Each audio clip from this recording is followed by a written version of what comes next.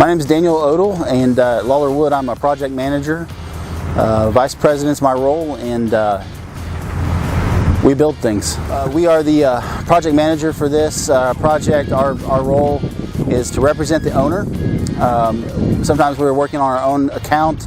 In this particular case, we're working for our client on a job basis to help them put together this project in the most efficient and cost-effective way possible. We are the project's developer, so our role is start to finish to help the client locate the project and figure out what's good for them, what works for them, what their needs are, walk through an initial process where we're putting together a team of professionals, a contractor, an architect, engineers, and so forth to help them figure out how to build what their needs are. So our role is wide and vast. It goes throughout the project from the very start all the way to when the building's done and we turn it over to them and hand them the keys.